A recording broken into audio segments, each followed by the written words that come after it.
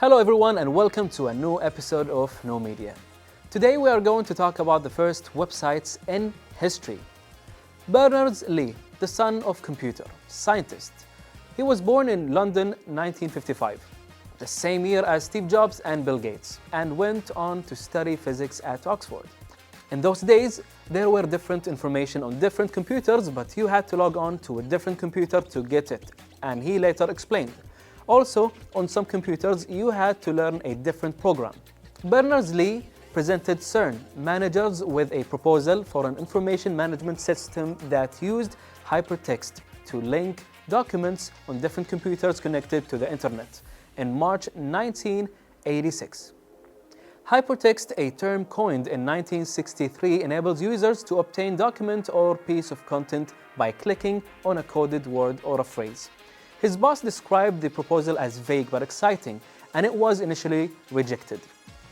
Now, he collaborated with Robert, a Belgian engineer at CERN, to refine the proposal, and his boss gave him time to work on the project in 1990. So Berner tried out names like Mine of Information and Information Mesh before setting on a World Wide Web after initially calling the project Information Management.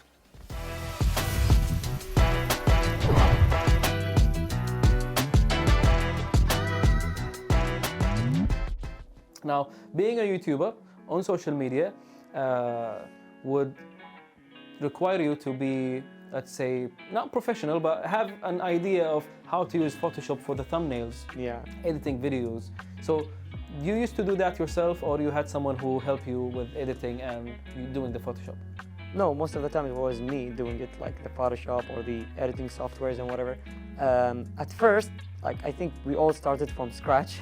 We didn't know about these things. We used to use like iPhone apps or so. Then you get into like editing, you see like other YouTubers doing cool stuff, you want to try them out.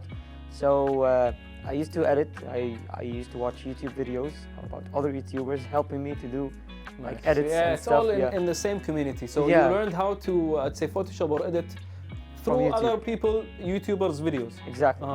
So actually, I thought about having someone to do the all like editing or thumbnails, but you get this part where like you want to do it yourself.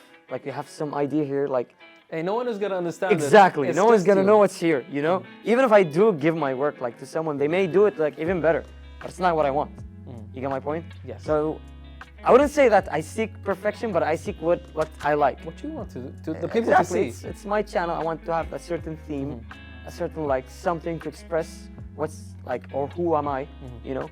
So most likely I was doing it there. It was all me. Fair enough. Now let's talk about the equipments. What does it take for me to be a YouTuber? If someone of the like our dear viewers right now watching us and would like to start their own YouTube channel, what do they need? Tell them. Well, as a start, you don't need a huge like price equipments or like cameras and stuff. You can do it with your phone.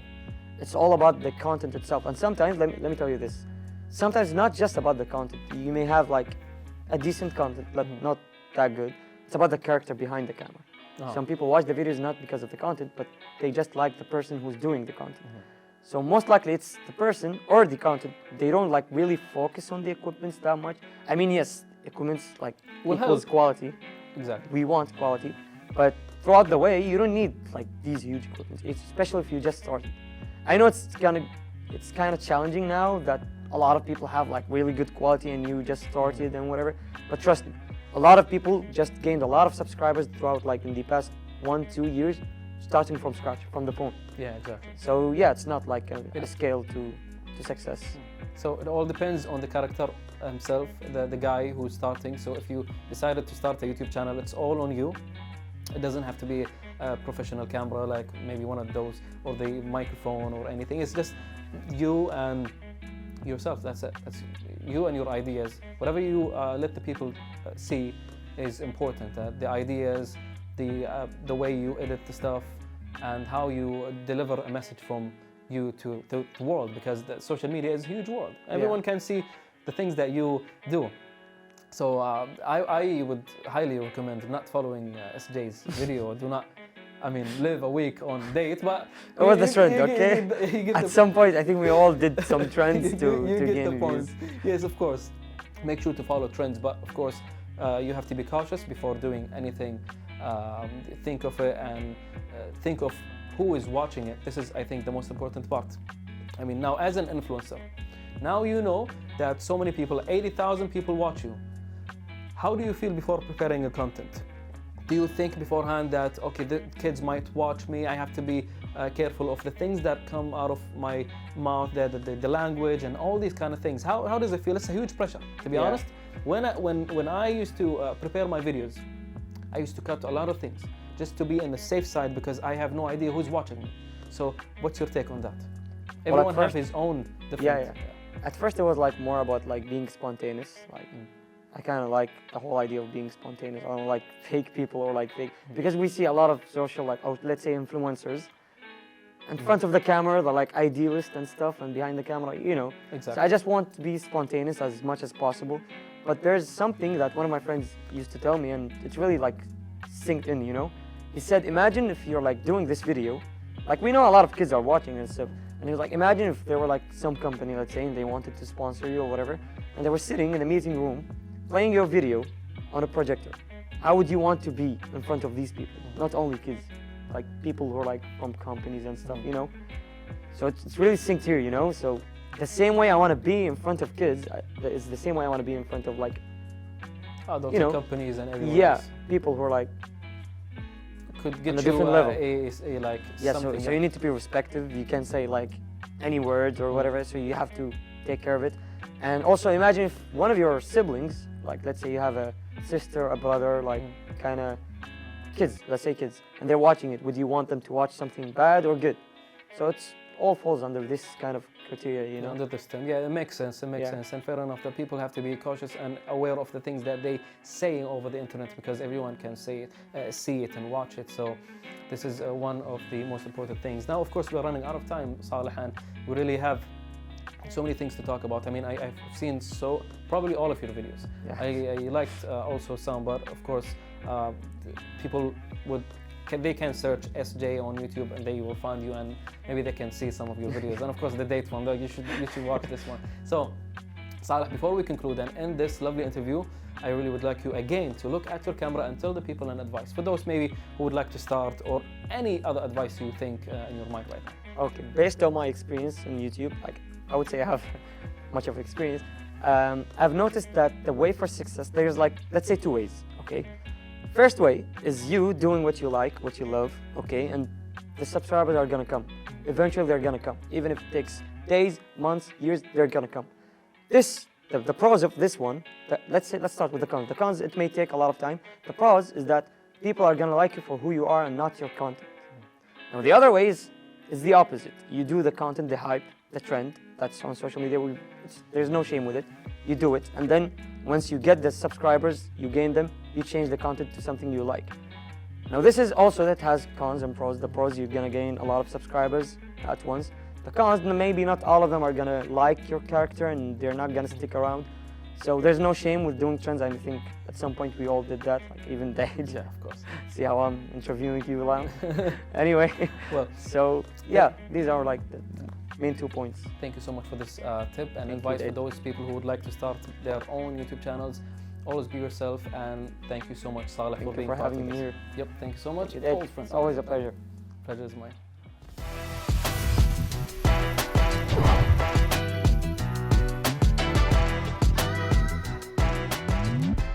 Safety is always number one, you know? Yeah. And for us in Zanzibar, it's not heard to have sharks close to the reef. All right, so Yeah, safe, so we were like a little safe, you know? All right.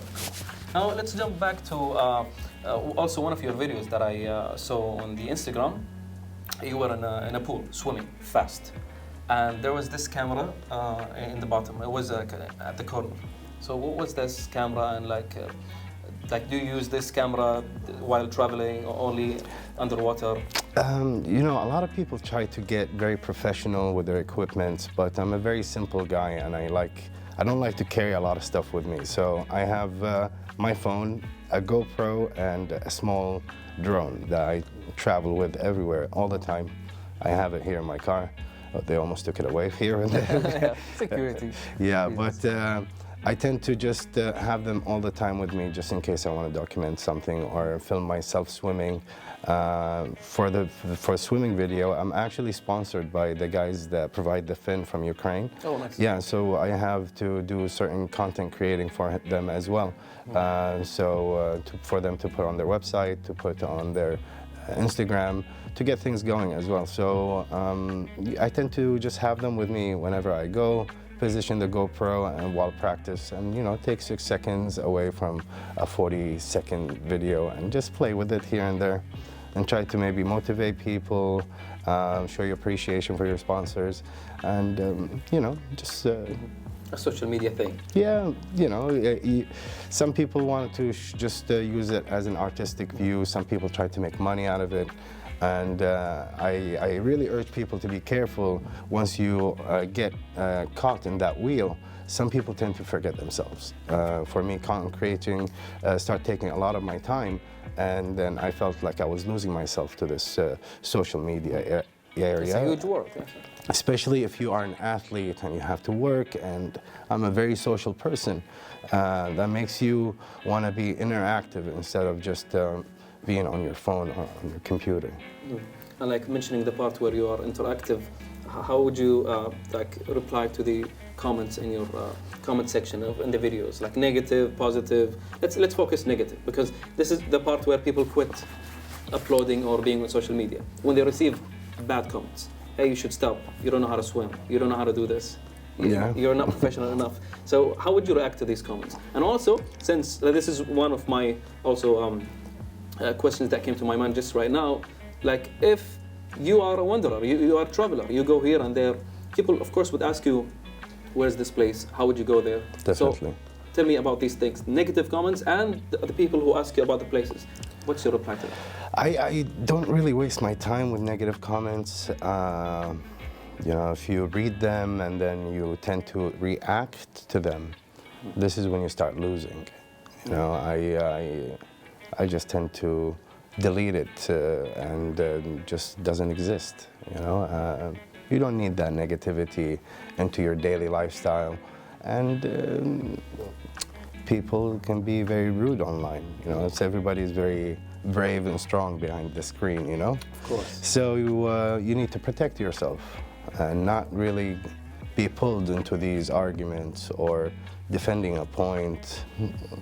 Instagram is not a real place, It's all this social media is not a real place. Of course it is. It's full of anonymous people. So you need to build it into a positive image. You need to impact people, influence people, maybe make some money in the way, and that's it, Don't let it be into the negative side. And your second question was, when people ask me about certain places I go to, when I first started Instagram, it was during COVID. When COVID first happened, it was in June, I think. And in September, I took my whole family and I said, let's just go to Turkey. I was very bored and I knew Turkey was open. I rented a car and we drove everywhere.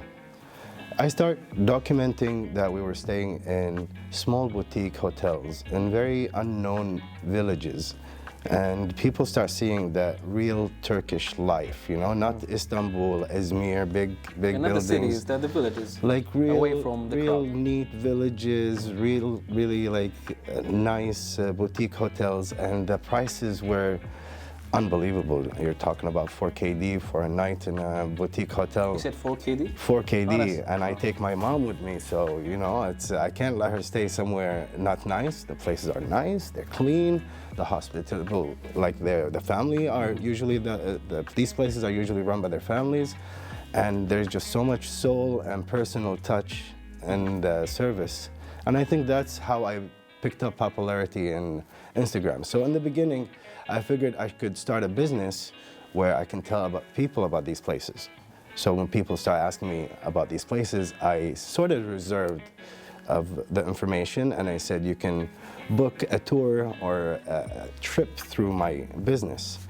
And then I saw that people actually start getting very upset And this is when I realized that Instagram and social media is for people to get information. They don't want to follow you to know what's going on in your life. They want more information.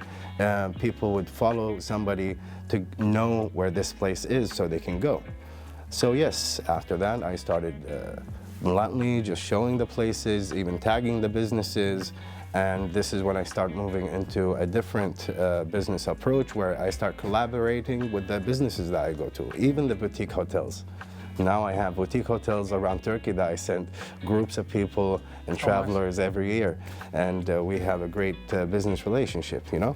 So you have to move with your audience or you will lose.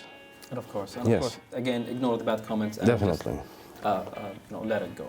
Now, we are running out of time, so I really have this one also last question before we conclude, which is like just a brief story of one of the travels that you had and documented at the same time. One of the craziest places I went to was the Azores, these islands in Portugal. A 3-hour flight from Lisbon. And this place is just out of this world. You would think it's a Jurassic Park studio or something. And I always wish that I could go back and document it even more. And it's because on the second day, I was flying my drone and I crashed it into a mountain. And it's still there.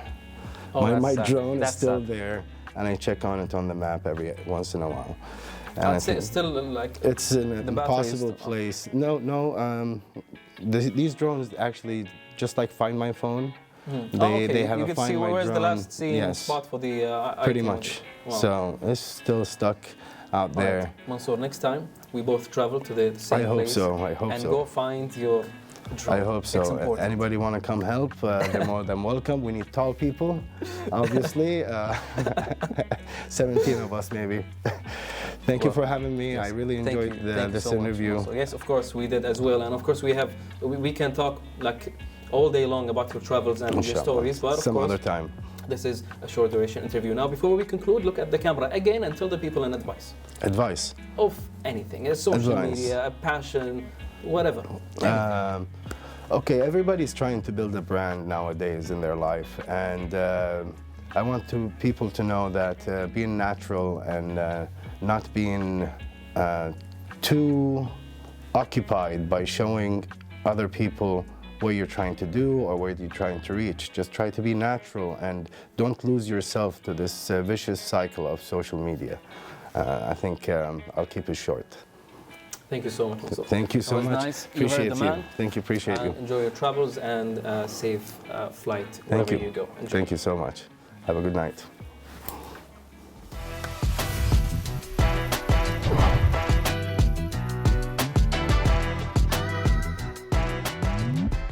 Now, it caught my attention that you started in 2007 and you mentioned on YouTube. Do you remember what was the first video ever you created? Yeah, I do remember. Can you tell us the story? I think or it's like a private one? No, it's not a private, but I think it wasn't a good idea. I feel like it's kind of awkward because what I was doing, you know, we used to have some specific comments on Facebook, which has to do with a lot of texts. And this text is like, I don't know how to explain it. Like, you know, it's like it's like a text where you put a lot of numbers and put a lot of letters, and then you make it look like a word. Oh yeah. Yeah, together. So this is what I used to create, and I've created some videos on YouTube. This is what I started. Okay. And I was filming it. I was like trying to create something creative, and it was. But back then it was creative, yes. Yes, but then I switched to trying to show off my bicycle motocross because I used to do bicycle motocross, and I was like, I want to show it. I want to show it off. I want to create my own videos. So what I've done is, I've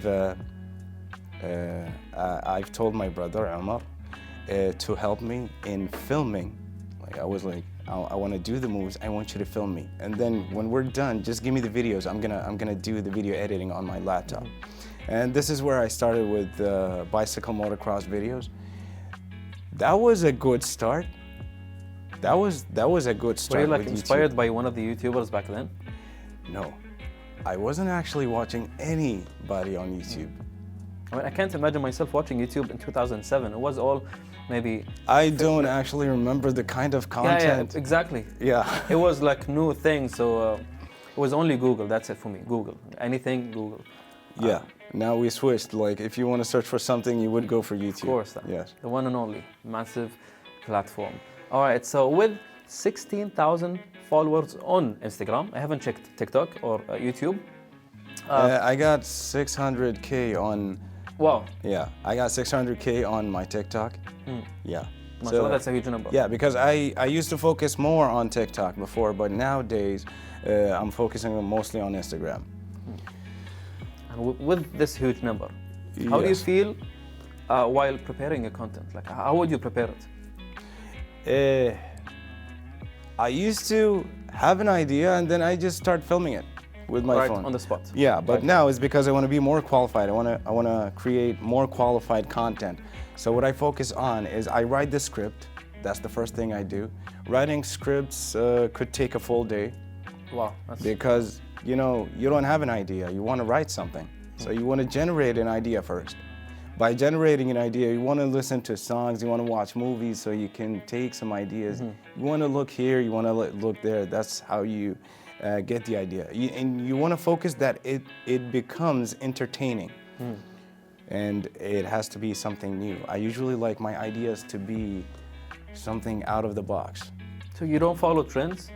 I think I used to follow trends, but following the trend is just gonna be something normal. Like somebody did something, you're just gonna be doing the same. Yeah, gonna copy it, but of course in your own way. Yes. What I used to do is I used to follow the trends, but I usually like to do the same thing on the trend, but with extra. Like I put maybe extra special effects. And of course, it will make it special. Yeah. This is the way. Which makes it even better than all the regular videos on the trend. So yeah, I used to go with the trends, but nowadays I don't find any good trends. I try to find trends which are like, okay, cool ideas, I can add some effects on it.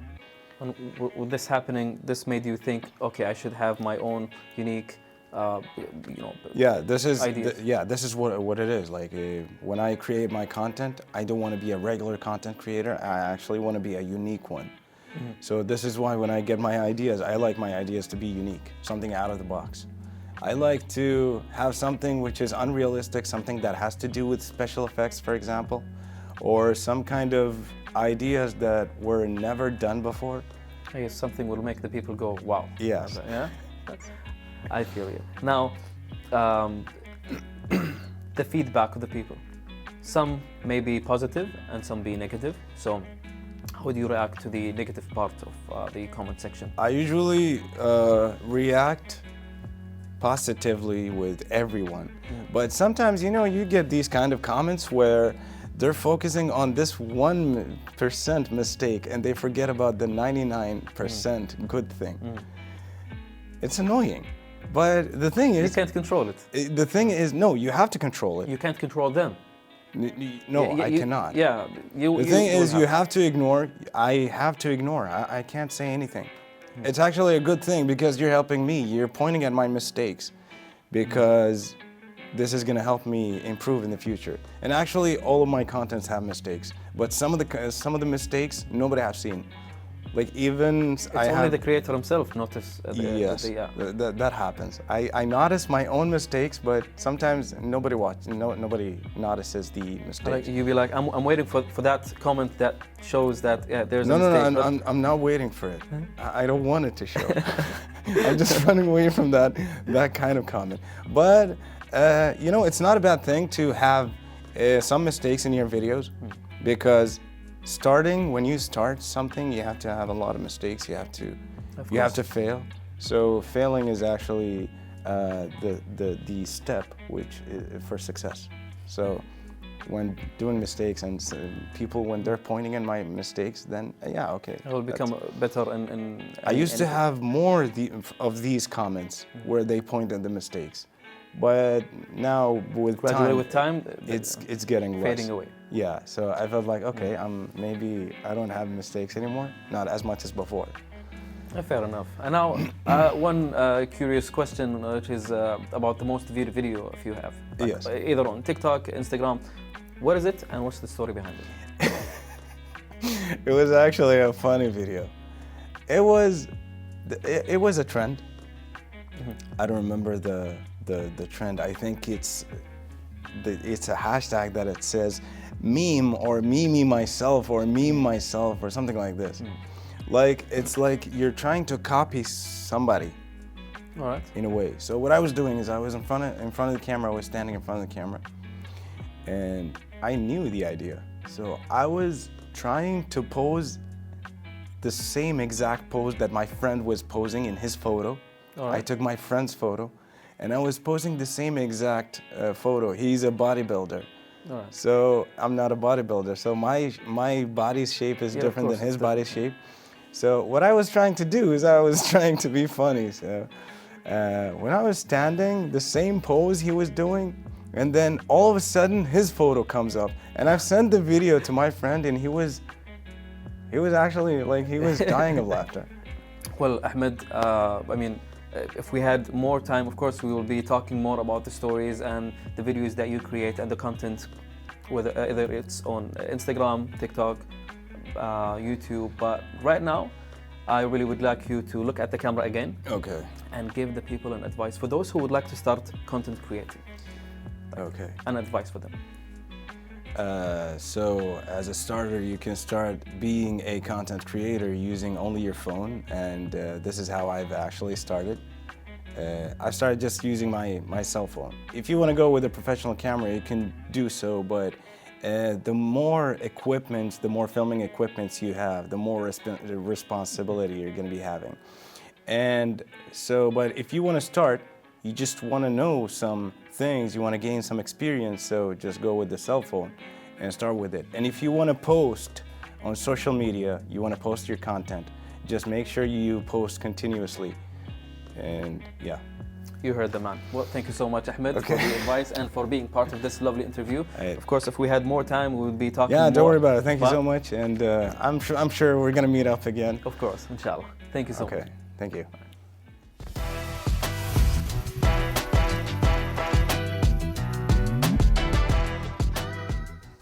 With that said, dear viewers, we have reached the end of this lovely episode of New Media. Astonishing guest as usual. Everything is great and amazing with New Media.